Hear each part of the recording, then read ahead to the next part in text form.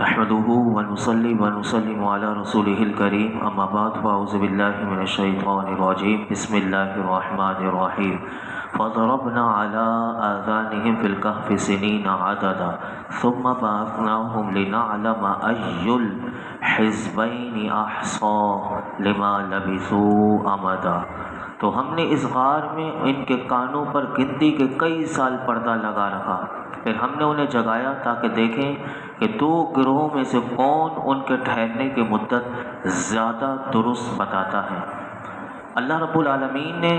جو گزشتہ کل میں آپ کے سامنے پورا ایک واقعہ معتبر مفسرین نے جو لکھا تفسیر خازن میں اور خزائن العرفان، اس کے لحاظ سے میں پورا واقعہ وہ بیان کر چکا تھا۔ اب اللہ رب العالمین خود ان آیات میں ان کا ذکر کرتا ہے۔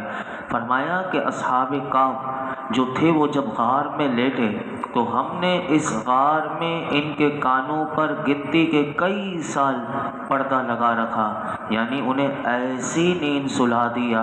کہ کوئی آواز انہیں بیدار نہ کر سکے۔ تو یہاں سے علماء نے فرمایا کہ یہ آیت سے پتہ چل رہا ہے کہ کرامات اولیاء برحق ہیں۔ اصحاب کہف کیونکہ بنی اسرائیل کے اولیاء میں سے تھے، ان کا کھائے پیے بغیر 309 سال تک زندہ رہنا یہ سب ان کی کرامت تھی۔ اور یہ بھی معلوم ہوا کہ کرامت ولی سے سوتے میں بھی صادر ہو سکتی ہے، اور یہ بھی اس بات سے ثابت ہوا کہ بعد موت بھی اللہ کے ولی کی کرامت صادر ہو سکتی ہے۔ اور یہاں سے یہ بھی پتہ چلا کہ ان کے جسموں کا مٹی کو نہ کھانا، یعنی ان کے جسم سلامت رہے اور مٹی نے ان کے جسموں کو نہ کھایا،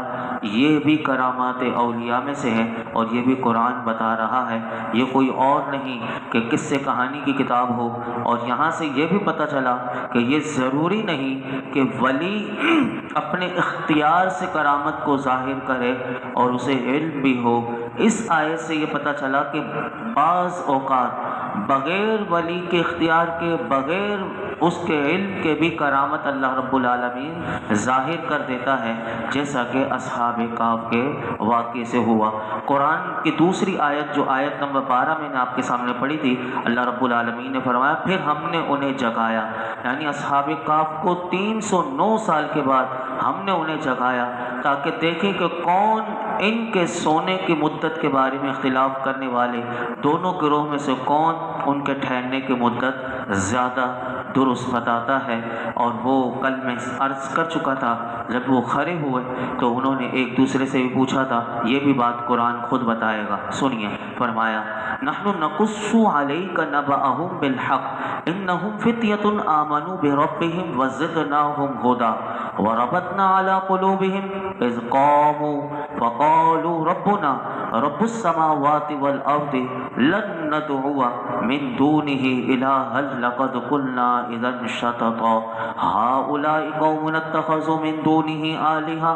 لولا يأتون عليهم بسلطان بين فمن أظلم ممن افترى على الله كذبا وإذ اعتزلتموهم وما يعبدون إلا الله فأووا إلى الكهف ينشر لكم ربكم من رحمته ويهيئ لكم من أمركم مرفقا۔ اور ہم آپ کے سامنے ان کا ٹھیک ٹھیک حال بیان کرتے ہیں۔ بے شک وہ کچھ جوان تھے جو اپنے رب پر ایمان لائے، اور ہم نے ان کی ہدایت میں اضافہ کر دیا، ہم نے ان کے دلوں کو قوت عطا فرمائی۔ جب وہ کھڑے ہو گئے تو کہنے لگے ہمارا رب وہ ہے کہ جو آسمانوں اور زمین کا رب ہے، ہم اس کے سوا کسی معبود کی عبادت ہرگز نہیں کریں گے۔ اگر ہم ایسا کریں تو اس وقت ہم ضرور حد سے بڑی ہوئی بات کہنے والے ہوں گے۔ یہ ہماری قوم ہے، انہوں نے اللہ کے سوا اور معبود بنا رکھے ہیں، یہ ان پر کوئی روشن دلیل کیوں نہیں لاتے؟ تو اس سے بڑھ کر ظالم کون جو اللہ پر جھوٹ باندھے؟ اور آپس میں کہا جب تم ان لوگوں سے اور اللہ کے سوا جن کو یہ پوچھتے ہیں ان سے جدا ہو جاؤ تو غار میں پناہ لو، تمہارا رب تمہارے لیے اپنی رحمت پھیلا دے گا اور تمہارے کام میں تمہارے لیے آسانی مہیا کر دے گا۔ یہ 4 آیات کا ترجمہ میں نے آپ کے سامنے رکھا۔ سب سے پہلے انہوں نے کہا کہ جب وہ کھڑے ہوئے تو وہ کہنے لگے، علماء کہتے ہیں انہوں نے دقیانوس جو بادشاہ تھا اس نے اپنے دربار میں انہیں بلایا تھا، اور جب وہ دقیانوس بادشاہ کے دربار میں گئے تو انہوں نے ان سے یہ سوال کیا تھا کہ تم بتوں کی عبادت کیوں نہیں کرتے؟ تو اس وقت وہ انہوں نے جو جواب تھا انہوں نے دے دیا تھا کہ ہمارا رب وہ ہے جو آسمان و زمین کا رب ہے، ہم اس کے سوا کسی معبود کی عبادت ہرگز نہیں کریں گے۔ پھر اس وقت بادشاہ نے جو کہا وہ ترجمے میں آپ نے سماعت کر لیا۔ پھر ان لوگوں نے آپس میں کہا کہ جب تم ان لوگوں سے جدا ہو جاؤ۔ یہاں سے یہ جو کلام ہے علماء کہتے ہیں کہ یہ ان حضرات کا آپس میں تھا، انہوں نے ایک دوسرے سے کہا کہ اب ہم کیونکہ مومن ہیں اور یہ کافر قوم ہے تو اب ان سے ہمیں چاہیے کہ ہم جدا ہو جائیں، اور کہیں ہمیں ایسا جگہ تلاش کرنی چاہیے کہ کہیں کسی گوشے میں ہم چھپ جائیں اور ان سے اپنے ایمان کو بچا کر رکھیں اور ان کے فتنے سے بچ کر اللہ کی عبادت کریں، اور ہم کو امید ہے کہ اللہ رب العالمین ہمیں غوشہ عافیت ضرور عطا کرے گا۔ ان آیات سے علماء کہتے ہیں کہ یہ پتہ چلا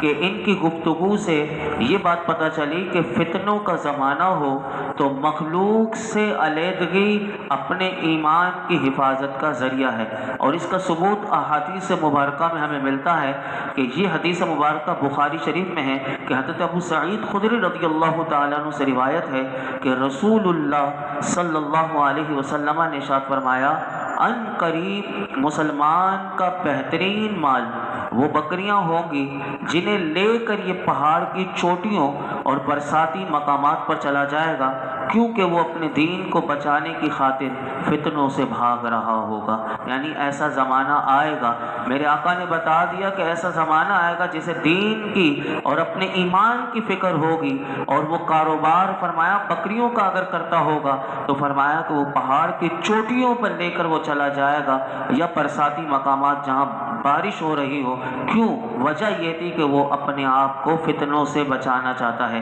اسی طرح ایک اور حدیث پاک جو ہے یہ بھی بخاری شریف میں آتی ہے، سنیے، حضرت ابو ہریرہ رضی اللہ تعالیٰ عنہ سے روایت ہے، اللہ کے محبوب علیہ الصلوۃ والسلام نے ارشاد فرمایا، ان قریب فتنے کھڑے ہوں گے کہ جن میں بیٹھا ہوا شخص کھڑے سے اچھا رہے گا، اور کھڑا ہوا چلنے سے اچھا رہے گا، اور چلنے والا دوڑنے والے سے اچھا رہے گا۔ جو اس فتنے کی طرف جھانکے گا تو وہ اسے بھی اپنی لپیٹ میں لے لے گا، اور فرمایا ان دنوں جس کو بچاؤ کی کوئی جگہ یا پناہ ملے گی تو اسے اس میں پناہ لے لینی چاہیے۔ اور ایک اور حدیث پاک مشکات شریف میں ہے کہ حضرت ابو بکر رضی اللہ تعالیٰ عنہ سے روایت ہے کہ رسول اللہ صلی اللہ علیہ وسلم نے ارشاد فرمایا کہ عن قریب فتنے ہوں گے، خبردار پھر فتنے ہوں گے، پھر وہ فتنے ہوں گے کہ ان میں بیٹھا ہوا چلتے ہوئے سے بہتر ہوگا اور چلتا ہوا دوڑتے سے بہتر ہوگا۔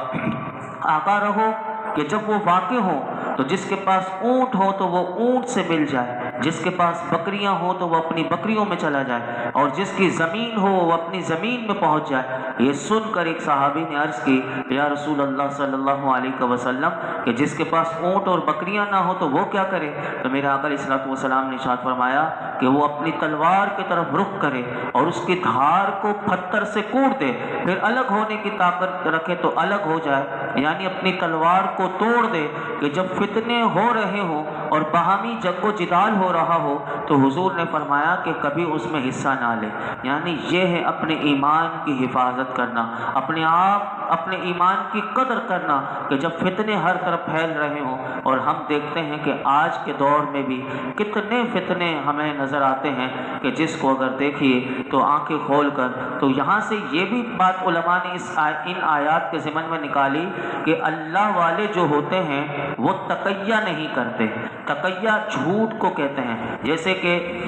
ایسے فرقے بھی پائے جاتے ہیں کہ جو تقیہ والی گفتگو کرتے ہیں۔ تو یہاں سے پتہ چلا کہ اصحاب کہف نے تقیہ نہیں کیا بلکہ وہ علاقہ چھوڑ دیا اور جا کر اپنا ایمان بچا لیا اور ایمان بچایا، اللہ نے اسے کتنی عزتوں سے مالا مال کر دیا۔ آگے سنیے ان کی عزت افزائی کیسی ہو رہی ہے۔ یہ ہیں اصحاب کہف۔ قرآن کیا کہتا ہے سنیے، وَتَرَى الشَّمْسَ إِذَا طَلَعَتْ تَزَاوَرُ عَنْ كَهْفِهِمْ ذَاتَ الْيَمِينِ وَإِذَا غَرَبَتْ تَقْرِضُهُمْ ذَاتَ الشِّمَالِ وَهُمْ فِي فَجْوَةٍ مِّنْهُ ذَلِكَ مِنْ آيَاتِ اللَّهِ مَنْ يَهْدِ اللَّهُ فَهُوَ الْمُهْتَدِ وَمَنْ يُضْلِلْ فَلَنْ تَجِدَ لَهُ وَلِيًّا مُرْشِدًا۔ اور اے حبیب جب تم سورج کو دیکھو گے کہ جب نکلتا ہے تو ان کے غار کے دائیں جانب ہو کر نکل جاتا ہے، جب غروب ہوتا ہے تو ان سے بائیں طرف کترا کر گزر جاتا ہے، حالانکہ وہ اس غار کے کھلے حصے میں ہے۔ یہ اللہ کی نشانیوں میں سے ہے، جسے اللہ ہدایت دیتا ہے تو وہی ہدایت پانے والا ہے، اور جسے وہ گمراہ کرے تو تم ہرگز اس کے لیے کوئی راہ دکھانے والا مددگار نہ پاؤ گے۔ اس آیت میں اللہ رب العالمین نے اصحاب کہف کیسے اللہ کے پیارے ہیں کہ فرمایا کہ سورج بھی ان کا ادب کرتا ہے۔ سورج کیسے ادب کرتا ہے کہ فرمایا کہ کسی وقت بھی سورج کی جو گرمی دھوپ ہے وہ انہیں نہیں پہنچتی، کہ جب سورج نکلتا ہے تو فرمایا اصحاب کہف کے دائیں اور بائیں ہو کر گزرتا ہے، یعنی ان کے اوپر 24 گھنٹے سایہ رہتا ہے، اور سورج کا جو دورانیہ ہوتا ہے اس دورانیے میں بھی سورج کی روشنی ان کے اوپر دھوپ نہیں جاتی بلکہ وہ سایہ رہتا ہے۔ اور مفتی احمد یار خان نعیمی علیہ رحمہ اس آیت کی تشریح کرتے ہوئے آپ فرماتے ہیں کہ ان کا جو غار جو ہے وہ جنوب کے رخ میں واقع ہوا، کہ سورج نکلتے وقت بائیں طرف اور غروب ہوتے وقت دائیں طرف ہو جاتا ہے، اور ان پر کسی وقت بھی دھوپ نہیں پہنچتی۔ فرمایا یہی تفسیر سب سے زیادہ قوی ہے۔ اور آیت میں مزید فرمایا قرآن نے کہ وہ غار جو ہے وہ کھلے حصے میں ہے، گویا کہ ہر وقت انہیں تازہ ہوا بھی اللہ کی طرف سے پہنچ رہی ہے، یعنی اس غار میں اللہ نے ان کی ہوا کے لیے بھی ایسا بندوبست کر کے رکھا ہوا ہے کہ تازہ ہوائیں بھی مل رہی ہیں، لیکن کھلے میدان میں ہونے کے باوجود اللہ نے انہیں دھوپ سے بچایا ہوا ہے۔ تو فرمایا یہ تو ان کی کرامت ہے یا کچھ رخ ہی اللہ نے ایسا بنایا ہے۔ تو یہاں سے دیکھیں یہ ہیں اللہ والے، تو یہ قرآن بتا رہا ہے۔ بعض لوگ جو کہتے ہیں کہ اللہ والوں کا کوئی جیسے کہ جسم کسی کا سلامت نہیں رہتا، قرآن پڑھ کر دیکھ لیجئے، قرآن بتا رہا ہے کہ کیسے ان اللہ والوں کے جسم سلامت رہتے ہیں۔ یہ تو بنی اسرائیل کے اولیاء تھے، اور جو میرے آقا کی امت کے اولیاء ہوں تو ان کی کیا شان ہوگی۔ آگے سنیے قرآن ان کے انداز بھی بتاتا ہے۔ یہ تو تھا دھوپ سے بچانا، اب اصحاب کہف کی جو نیند ہے ان کی کروٹ بھی جو ہے وہ بھی قرآن بتاتا ہے، اور ان کے کتے کا اسٹائل بھی بتاتا ہے کہ ان کا کتے کا اسٹائل بھی جو قرآن بیان کرے وہ کیا شان والے ہوں گے۔ سنیے فرمایا وَتَحْسَبُهُمْ أَيْقَاظًا وَهُمْ رُقُودٌ وَنُقَلِّبُهُمْ ذَاتَ الْيَمِينِ وَذَاتَ الشِّمَالِ وَكَلْبُهُمْ بَاسِطٌ ذِرَاعَيْهِ بِالْوَسِيدِ لَوِ اطَّلَعْتَ عَلَيْهِمْ لَوَلَّيْتَ مِنْهُمْ فِرَارًا وَلَمُلِئْتَ مِنْهُمْ رُعْبًا۔ فرمایا تم انہیں جاگتے ہوئے خیال کرو گے حالانکہ وہ سو رہے ہیں، اور ہم نے ان کی دائیں اور بائیں کروٹ بدلتے رہتے ہیں، اور ان کا کتا غار کی چوکٹ پر اپنی کلائیاں پھیلائے ہوئے ہے۔ اور اے سننے والے، اگر تو انہیں جھانک کر دیکھ لے تو ان سے پیٹ پھیر کر بھاگ جائے اور ان کی ہیبت سے بھر جائے۔ آیت سے اللہ رب العالمین نے سب سے پہلی بات بتائی کہ اگر تم انہیں دیکھو گے تو انہیں جھانکتے ہوئے خیال کرو گے، کیونکہ ان کے چہرے ایسے ہیں کہ آنکھیں کھلی ہوئی، کہ تم دیکھو گے تو تمہیں ایسا لگے گا کہ یہ جھانکتے ہوئے ہمیں نظر آ رہے ہیں، حالانکہ قرآن کہتا ہے وہ تو سو رہے ہیں۔ تو اللہ والے مرتے نہیں، قرآن بتا رہا ہے وہ سو رہے ہیں۔ تو کیا کہ اللہ والوں کے لیے مردہ کہنا یہ ہمارا عقیدہ نہیں، یہ قرآن کا عقیدہ نہیں۔ یہاں سے یہ بات بھی پتہ چلی، قرآن کہہ رہا ہے کہ وہ سو رہے ہیں، اور فرمایا ہم سال میں ایک مرتبہ، علماء نے لکھا وہ سال میں وہ ایک مرتبہ کب ان کی کروٹ بدلی جاتی ہے تو وہ 10 محرم شریف کا دن ہوتا ہے، کہ ہر 10 محرم کو اللہ ان کی دائیں بائیں کروٹ بدل دیتا ہے، اور ان کی دائیں بائیں کروٹ بدلوا دی جاتی ہے۔ کیوں؟ فرمایا اس کی وجہ یہ ہے تاکہ ایک ہی طرح لیٹے رہنے کے ان کے بدن کو بھی نقصان نہ پہنچے۔ اللہ والوں کی کیا شان ہے کہ یہ قرآن بتا رہا ہے اصحاب کہف اللہ کو اتنے پیارے کہ جنہوں نے اپنا دین، جن کو اہمیت دی دین کے لیے، اپنے ایمان کے لیے، دنیا کے لیے نہیں، تو آپ اس بات سے اندازہ لگائیے جو دین کو اہمیت دیتے ہیں، جو اپنے ایمان کی فکر کرتے ہیں، اللہ والے، اللہ کو ایسے لوگ کتنے پیارے ہیں۔ فرمایا کہ ایک ہی طرح لیٹے رہنے سے ان کے بدن کو نقصان نہ پہنچے، اور فرمایا جو ان کے ساتھ کتا بھی جو چل پڑا تھا، ان کی چوکٹ پہ بیٹھا ہوا ہے، فرمایا وہ کتا جو ہے وہ غار پر اپنی چوکٹ پر ان کلائیاں پھیلائے ہوئے بیٹھا ہوا ہے۔ فرمایا کہ ہم اللہ والوں کی تو کروٹ بدلتے ہیں، ان کے کتے کی بھی کروٹ بدلوا دیتے ہیں، یعنی کتا بھی سلامت ہے۔ آپ اندازہ لگائیں، جو ان کے گھر سے جڑ جائے تو اس کتے کی بھی شان ہو جائے۔ تو اس سے پہلے کہ وہ بات میں آپ کے سامنے رکھوں کہ اللہ والوں سے، نیک بندوں سے اگر محبت ہو تو وہ بھی فائدہ دیتی ہے، تو یہاں پر پہلے ایک تفسیر سالبی میں یہ وظیفہ بھی لکھا ہوا ہے کہ وَكَلْبُهُمْ بَاسِطٌ ذِرَاعَيْهِ بِالْوَسِيطِ، یہ قرآن کا جو یہ حصہ ہے، فرمایا یہ لکھ کر اپنے ساتھ ہمیشہ رکھے تو کتے کے ضرر پہنچانے سے وہ محفوظ رہے گا۔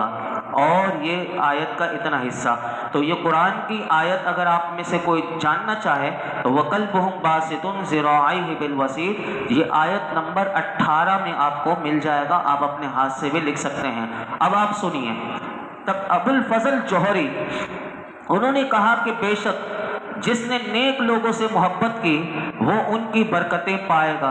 ایک کتے نے یہ آیت بتا رہی ہے کہ نیک بندوں سے محبت کی تو ان کی صحبت میں رہا، اللہ کو کتا بھی اتنا پسند کہ اس کا ذکر اپنی پاک کتاب میں کیا، یعنی کتے کا ذکر صرف نیک بندوں سے محبت کی وجہ سے اللہ رب العالمین نے اپنی کتاب میں کیا۔ تو یہاں سے پتہ چلا کہ اللہ والوں سے اگر پیار کیا جائے، اللہ والوں سے محبت کی جائے تو وہ بھی نقصان میں نہیں رہتا۔ اور امام قرطبی رحمۃ اللہ علیہ نے تو کمال کر دیا۔ آپ کیا فرماتے ہیں سنیے، آپ فرماتے ہیں جب نیک بندوں اور اولیاء کرام کی صحبت میں رہنے سے ایک کتے کو اتنا بلند مقام پا گیا، حتیٰ کہ اللہ نے اس کا ذکر قرآن پاک میں فرمایا، تو فرماتے ہیں کہ اے مسلمان تو بتا کہ اس مسلمان کے بارے میں تیرا کیا گمان ہے کہ جو اولیاء سے، صالحین سے محبت کرنے والا ہو اور ان کی صحبت سے فیضیاب ہونے والا ہو۔ بلکہ فرماتے ہیں کہ اس آیت میں تو اللہ نے ان تمام مسلمانوں کو تسلی دی ہے کہ جو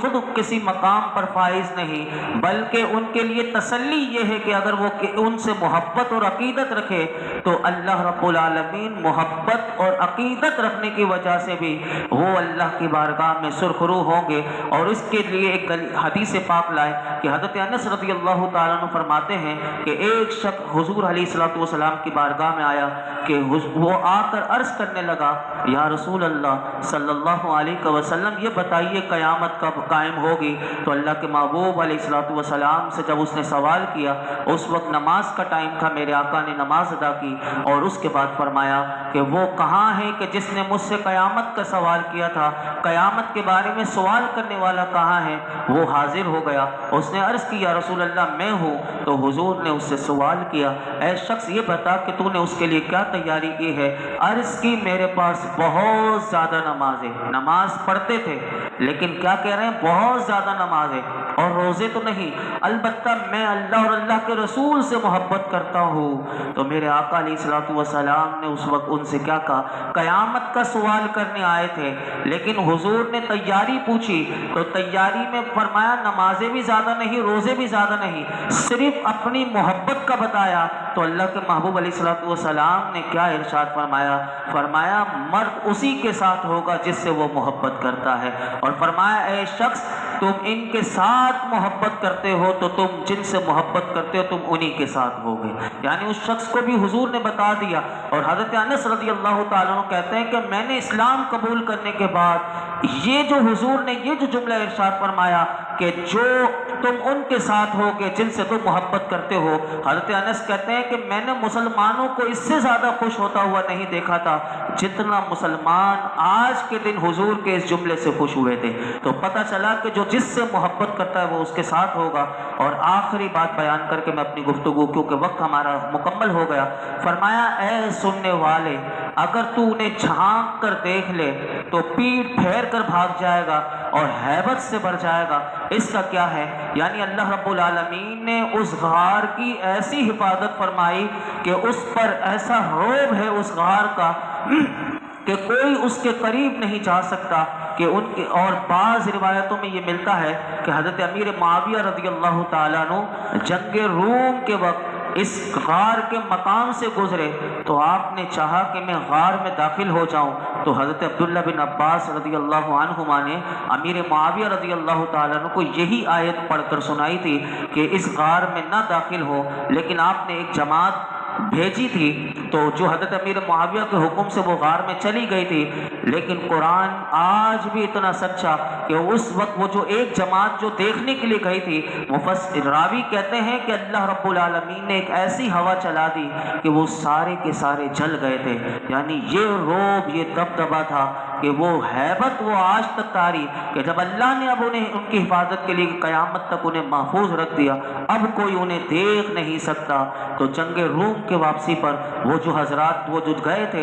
ایسی ہوا چلی کہ وہ سارے کے سارے جل گئے۔ تو یہ ہیں اللہ والے کہ جن کے جسم بھی سلامت رہتے ہیں۔ اللہ رب العالمین ہم سب کو قرآن حکیم کا صحیح معنوں میں فیضان عطا فرمائے، اور ہمیشہ مسلک اہل سنت و جماعت جو حق والا مذہب ہے، جو 1400 سال سے جو صحابہ، اولیاء، تابعین کا جو مسلک اور دین تھا، اسی پر اللہ رب العالمین ہمیں مرتے دم تک قائم و دائم رہنے کی توفیق عطا فرمائے۔ الحمدللہ رب العالمین، والصلاۃ والسلام علی سید الانبیاء والمرسلین وعلی آلہ واصحابہ اجمعین۔ یا اللہ پاک جو کچھ ہم نے سنا اس میں کوئی غلطی کوتاہی وہ معاف فرما، نماز عشاء ادا کرنا اپنی بارگاہ میں قبول فرما، درود پاک پڑھنا اپنی بارگاہ میں قبول فرما، اپنے اور اپنے حبیب کی سچی محبت عطا فرما۔ یا اللہ ہم تجھ سے تیرے محبوب سے محبت کرتے ہیں، اے اللہ ہم صحابہ سے محبت کرتے ہیں، میرے مولا ہم سب سے محبت کرتے ہیں۔ مولا کریم ان صالحین کا صدقہ